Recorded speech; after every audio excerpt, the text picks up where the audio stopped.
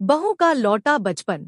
रश्मि की सास उससे बहुत काम कराती थी और वो इस बात से बहुत परेशान हो गई थी। एक दिन सास कहती है, बहू, रसोई का काम खत्म हो जाए तो मेरे कमरे में आ जाना, कमरे की सफाई करनी है। ये कहकर सास वहाँ से चली जाती है। ये सासू माँ भी ना एक के बाद एक काम देती ही जाती हैं, जैसे कि मैं कोई बोतल से निकली हुई जिन हूँ। रेशमी अपने सास के कमरे में जाती और स्टूल पे चढ़कर अलमारी से सामान निकाल रही होती है। अरे बहू, संभाल कर, मेरा सामान तोड़ मत दियो। वाह, इन्हें अपनी बहू की कोई चिंता नहीं है, सामान की पड़ी है कि वो ना टूट जाए। अब तो इनका सामान तोड़ना ही पड़ेगा। रेशमी सामान हाथ में ले लेती है और नाटक करने लगती है। सास ये देखकर घबरा जाती है। अरे बहू, मेरा सामान बचाकर कहीं गिर न जाए। हाँ हाँ मम्मी जी, नहीं गिराऊंगी आपका सामान। रेशमी का सच में बैलेंस बिगड़ जाता है। अरे मेरा तो सच में बैलेंस बिगड़ रहा है।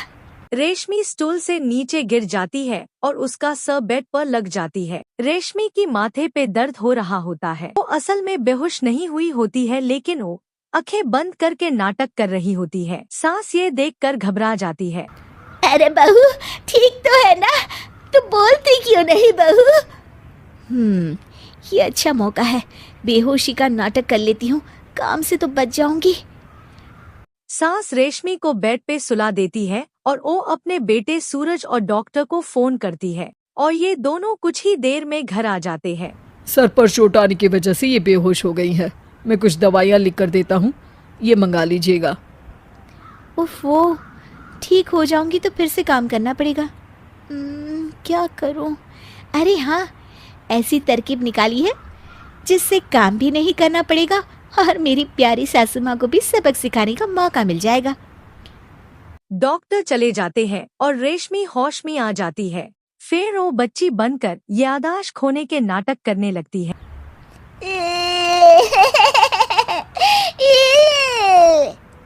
अरे बेटा, ये बच्चे के रोने की आवाज कहाँ से आ रही है?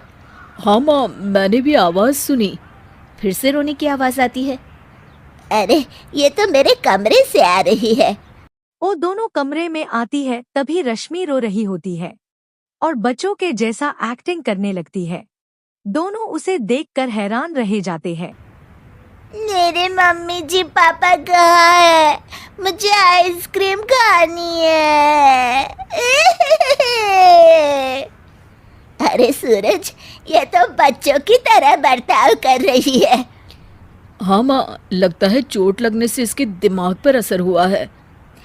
आप लोग कौन है? मुझे मम्मी के पास जाना है। अंकल अंकल, मुझे मम्मी के पास जाना है। अंकल? अरे रश्मि, मैं तुम्हारा पति हूँ, क्या तुम्हें याद नहीं है? पति क्या होता है अंकल? और ये बूढ़ी आंटी कौन है? बूढ़ी आंटी? बूढ़ी किसको बोला? बूढ़ी को बूढ़ी नहीं बोलूंगी तो क्या बोलूंगी? तुझे तो अभी बताती हूँ मैं। बूढ़ी आंटी, गंदी बूढ़ी आंटी, गंदी बूढ़ी आंटी। मैं कल ही डॉक्टर के पास लेकर जाता हूँ रश्मि को। अगले दिन सुबह रश्मि की सास सारा काम करती है खुद और ये देखकर रश्मि को बहुत मजा आता है। अरे वाह, इस नाटक में तो बड़ा ही मजा आ रहा है। चलो थोड़ी और सेवा करवाते हैं सासू माँ से। आंटी, मुझे ना भूख लगी है। अरे इतनी देर से मेरा सर खा रही है, तेरी भूख नहीं मिटी। अब क्या खाना है तुझे? मुझे चॉकलेट शेक पीना है। अरे मुझे नहीं आता चॉकलेट वाकलेट शेक बनाना।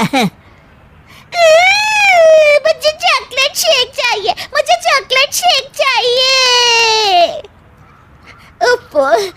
अच्छा, मेरी माँ चुप हो जा, लाती हूँ बनाकर चॉकलेट शेक।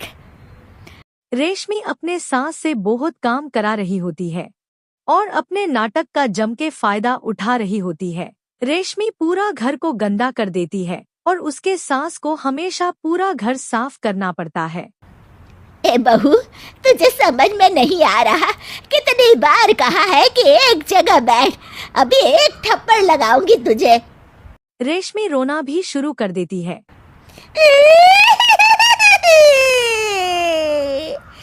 अरे अच्छा बाबा, माफ कर दे, मत रो। तुझे जो करना है कर, पर रो मत मेरी माँ। रेशमी अपने सास के नाक पर दम कर देती है। कुछ ही देर में सूरज डॉक्टर को ले आता है और डॉक्टर रेशमी की पूरी जांच करता है। मुझे लगता है कि इनको हॉस्पिटल में ले जाकर स्कैन करना होगा, तभी कुछ पता चल पाएगा। बाप रे, मर गई। ये तो हॉस्पिटल ले जाने की बात करने लगे हैं। नहीं नहीं, मुझे हॉस्पिटल नहीं जाना। नहीं नहीं, मुझे हॉस्पिटल नहीं जाना डॉक्टर अंकल, गंदे अंकल, मुझे नहीं जाना।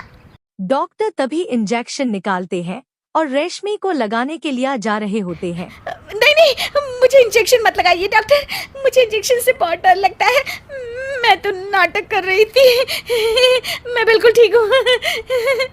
डॉक्टर रेशमी की सास और पति एकदम चुप रह जाते हैं और रेशमी का इस नाटक का हो जाता है द एंड।